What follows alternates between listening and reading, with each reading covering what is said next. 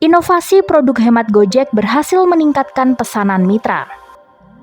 Produktivitas mitra Gojek unit bisnis on-demand service PT GoTo Gojek Tokopedia Tbk atau GoTo diklaim meningkat pada periode kuartal 3 2023 dibandingkan dengan periode sebelumnya seiring dengan inovasi produk hemat baik melalui layanan Gokar Hemat maupun GoFood mode hemat.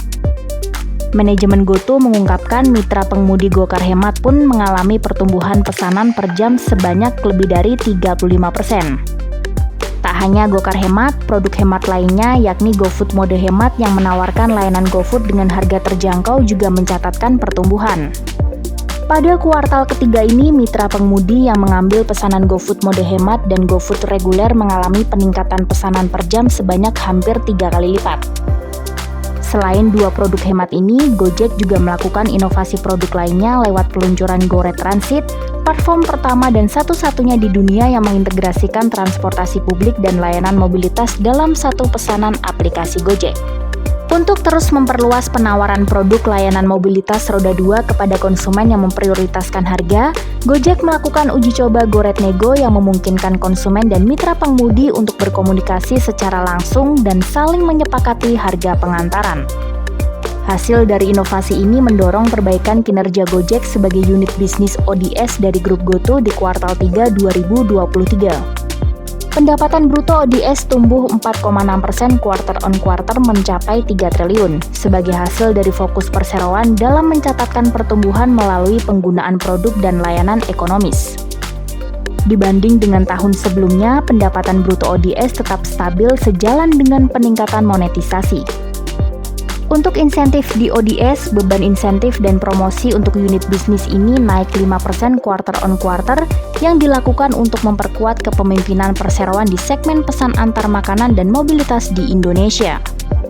Di saat bersamaan, biaya terkait TI semakin efisien dengan adanya teknologi pemetaan in-house yang menghasilkan penghematan sekitar 40% dibandingkan kuartal sebelumnya. Di bulan Oktober, Gojek juga mengambil langkah taktis dan menurunkan komisi untuk segmen roda 4 di Singapura dari 15% ke 10% untuk mendorong pertumbuhan ketersediaan mitra pengemudi.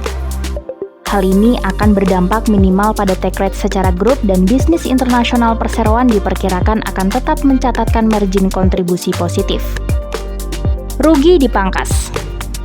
Per 9 bulan tahun ini, total pendapatan bersih GoTo tercatat sebesar 10,51 triliun, meningkat 32% dari pendapatan bersih di periode yang sama tahun lalu 7,97 triliun.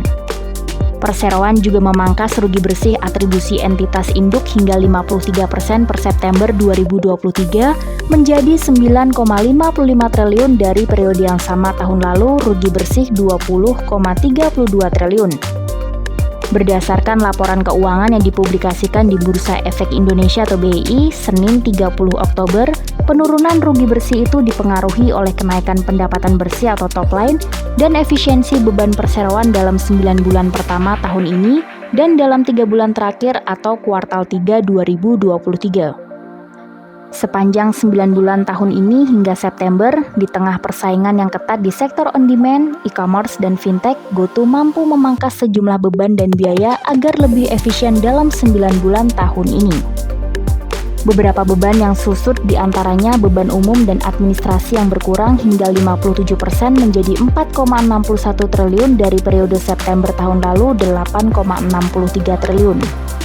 Beban lainnya yakni beban penjualan dan pemasaran juga berkurang sebesar 47% menjadi 4,82 triliun dari sebelumnya 11,27 triliun.